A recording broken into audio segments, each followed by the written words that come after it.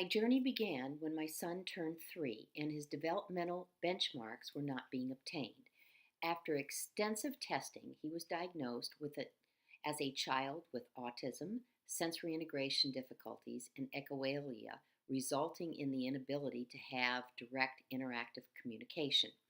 My path towards the world of special education began. In 2009, I completed a master's in reading from USF, during which I had to renew my teaching certification and found myself substitute teaching predominantly in the special education classroom. For the past 10 years, I have taught and worked for the school district as a self contained resource and inclusion teacher in intermediate elementary classrooms.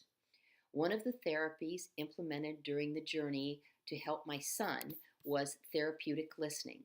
He listened to specifically designed CDs with classical music and additional noises, which to me sounded like someone scratching a chalkboard with their nails. This was to develop new neuron pathways in the brain. It worked. He began talking and processing language. I used the program for several years, and even later, if he got sick, it helped with any regression experienced. I knew then the brain was malleable. 3 years ago, I attended the IDA conference in Orlando. I was very impressed with all the research on brain imaging and what was being learned. At that point, there was not a graduate program available. When I started the program in the fall, my four most important goals on the onset were to acquire a comprehensive understanding of the complete components of reading because I believe that using a scientifically based reading intervention program could show significant and durable changes in the brain organization so that the brain activation patterns resembled those of a typical reader of the neuron system from reading. And that was quoted by Shaywitz in 2004, page 931.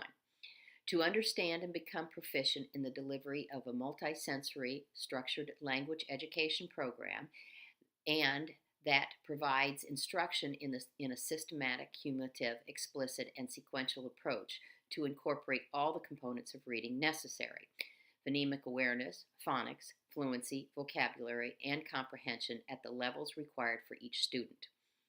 To incorporate, number three, to incorporate the knowledge to provide and demonstrate a significant difference in the reading ability levels of my students this year by providing effective, evidence-based, comprehensive reading program that provides listening, speaking, reading, and writing using explicit, systematic, cumulative, and multisensory methods. To apply and to be accepted to a program with a sponsoring professor to write and finish my doctorate degree in special education focusing on teaching to the brain.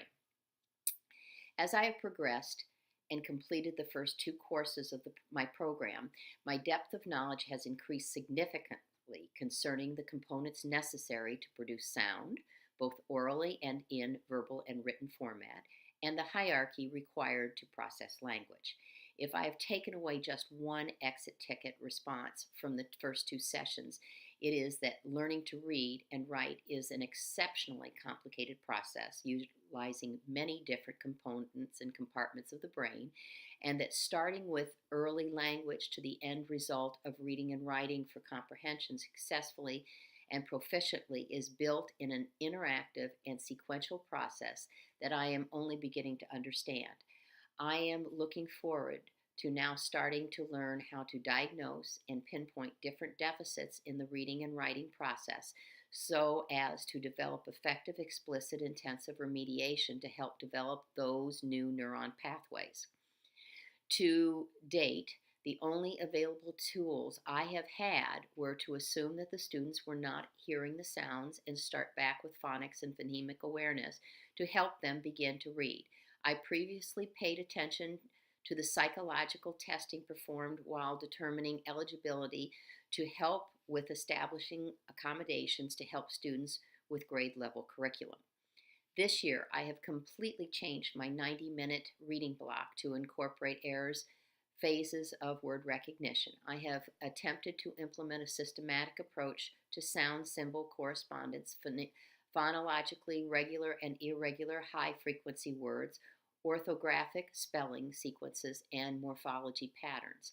I have also included daily read alouds and repeated fluency patterns with pragmatic sight words from the passages. I am doing the phonics and spelling program I put together with word families and vowels and consonant patterns on and the basal reading program that the school district requires us to use. Administration feels that phonics and fluency are not for the upper grades and only for the lower level, so I am renaming my instruction and using materials I am currently working with. I am adding components to my reading program as I continue the course and seeing significant improvement with my students. My experience with formal and informal assessment is as follows. During the process of MTSS, a student has been brought to the attention of the committee to evaluate concerns a teacher has expressed concerning a particular student.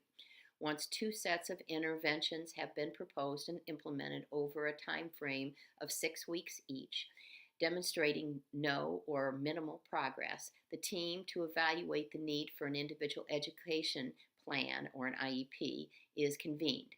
The team is comprised of the exceptional education staff, ESE teacher, myself, regular ed teacher, social worker, ESE liaison who coordinates all the programs for the kids, school psychologist, parent, and if needed, the speech pathologist and occupational therapist.